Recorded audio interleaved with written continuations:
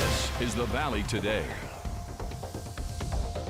Hi everyone, good morning. I hope you're staying warm and getting yourselves collected here. We've got a lot to go over on the Valley today. My name is Ashlyn Hill. And I'm Alex Larson, and our ringleader here of the next few first alert weather days on the way. Meteorologist Lisa Green, good morning. Good morning. It turns out this is our circus. Yeah. We are going to have to deal with Unfortunately, this huh? Yes.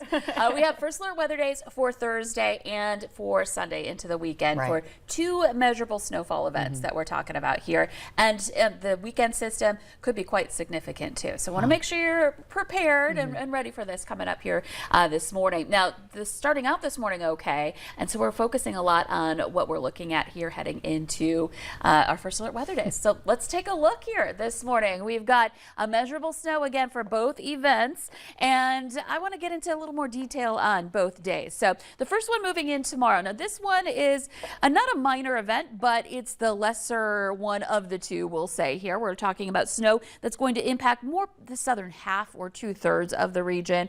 Right now it's looking like Highway 2 and Point South have the best bet for seeing that snow Thursday and into early Friday. Accumulation amounts will be heaviest along the North Dakota-South Dakota border, and in that area around 5 inches of snow possible. We could see a couple of places that maybe get up to about 6 inches of snow, and then tapering off the farther north you go from there. And wind is not as much of a concern with this one. There will be a little wind, some light blowing snow, but not as impactful as we've seen with other systems and as what we may see with the weekend one. So another first alert weather day on Sunday. We're talking about heavy snow impacting the Southern Valley especially, but everybody will get in on that snow chance for Sunday. We're not looking at specific amounts right now, but there seems to be a good likelihood of heavy snow in the south at 8 to 12 plus inch possibility likely with this one. And again, more wind and blowing snow possible too. So as it gets closer, we'll have more of a forecast for you as far as specific totals, but just keep in mind we're talking about snow that is going to really have some impacts on travel. Looking at your radar and satellite now, again, it's quiet. We've got just a few clouds drifting through, some remnant flakes underneath a couple of these clouds, but overall our snow chances for today are winding down, even as we're looking to the northwest to that system that'll be moving in for Thursday. You see that snow in southern parts of Alberta and Saskatchewan there. Looking on our Skycam in Fargo, you can see the moon just about to set, just barely hovering over the horizon there with mainly clear skies. There you can see there are also a few clouds working their way through, and it's cold. Out at the bus stop this morning, the kids will probably want their heavier coat. We're looking at temperatures in the single digits and teens. It's 15 in Fargo, 10 in Grand Forks, and wind chills that are below zero. It feels like 12 below right now in Bemidji. So looking at your forecast for today, again, it's that quiet, that calm before the storms roll in, and we're talking about conditions that are just going to be kind of plain cold here. Not as windy, still a northerly wind, but not as strong as yesterday, and temperatures that reach the teens to some 20s with mostly sunny to partly cloudy skies initially, and then the clouds move in ahead of the next system. Again, a look at that snow chance here in the coming week or coming 7 days. You can see again we have a first alert weather day for Thursday and then the weekend, and it's not just limited to Sunday. Sunday's our first alert weather day, but it's going to start up Saturday and then continue on even into Monday. So more on that and both events coming up in your hour by hour planner throughout the rest of the morning. Yeah, it's ending up a busy week. That's for sure. Yeah, and we don't want to overlook Thursday. I know the Sunday event's a big event, but tomorrow and into Friday morning could have some impacts for travel too. Okay. Ooh, here we go. Thank you, Lisa. New this morning on the Valley today, an Underwood, Minnesota woman is hurt after her car went into a ditch early this morning. The Otter Tail County Sheriff's Office says it got a call from a woman around 2:15 this morning who reported her vehicle was upside down in the water in the 2100 block of German Lake Road. That's south of Underwood. Authorities say when they got there, they found the vehicle on its passenger side in the ditch, and the driver identified as 43-year-old Nicole Beauchamp inside. Deputies were able to free her from the vehicle. She was then transported to Lake Region Hospital with non-life-threatening injuries. Police say they do believe alcohol was a factor in the crash and charges are possible. A Havana, North Dakota man accused of kidnapping and assaulting a woman in Sargent County is expected in court today. Ryan Berg is charged with kidnapping, felonious restraint, terrorizing, reckless endangerment, and assault. According to court documents, a woman says she was kidnapped at gunpoint by Berg last October, saying Berg forced her into his vehicle and pointed a loaded gun at her several times. Court records also state the woman was held against her will and threatened for several hours before Berg eventually let her go. He's set to appear in Sargent County Court at 10 this morning.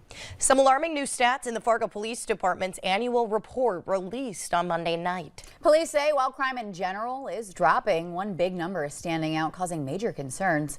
Valley News Team's Gabriel Osler explains what it is.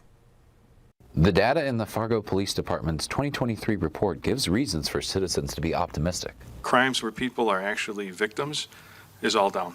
A good message there for the community. But there is one threat that looms larger and larger every day: fentanyl. The sheer volume is just astronomical from what we've seen before, and everyone should be concerned about that. Part of the report stated that in 2023, the department seized over 85,000 M30 fentanyl pills. That's an increase of 126% from the year before, and it doesn't even scratch the surface of the problem. But think about if we seized 86,000, there's probably 3 or 4 times that amount, if not more, that is flowing through our area, and that's just our area.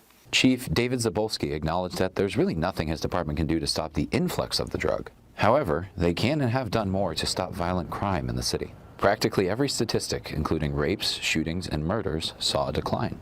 Now, Zabolski wants the force to focus on streamlining operations. Right now, we spend a lot of time looking through video to find people. There's technology that would allow us to find one person that we're looking for and let the computer do the rest. Still on everyone's minds is the death of Officer Jake Wallin that fateful day back in July.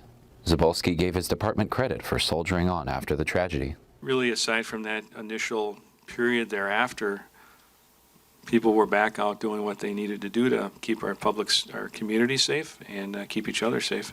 And says officer wellness is one of his top priorities in 2024. It's a process to work through a tragedy like this at a lot of different levels. In Fargo, Gabriel Osler, Valley News Live.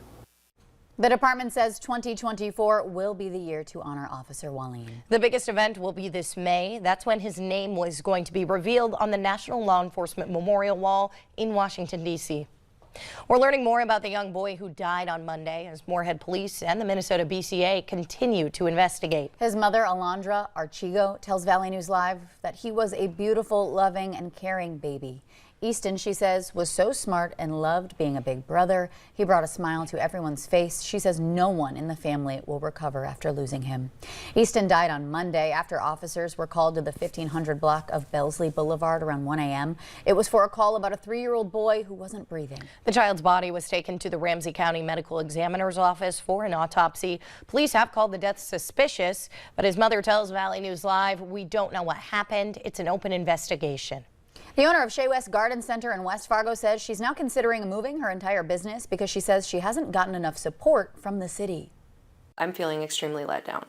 The city has tried and failed multiple times alongside of us, but the city is really strapped to certain parameters, and the commission is the ones that allow those parameters to be flexed or reined in, and the commission, for whatever reason, has reined away.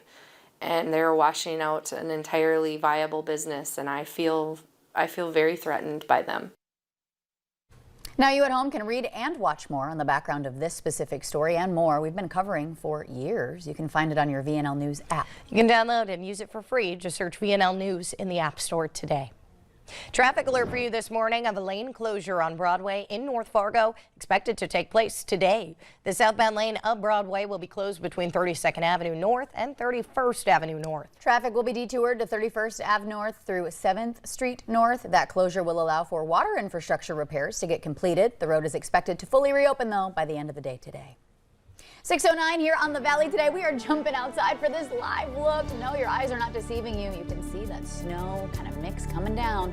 Meteorologist Lisa Green is joining us up next to tell us everything we need to know.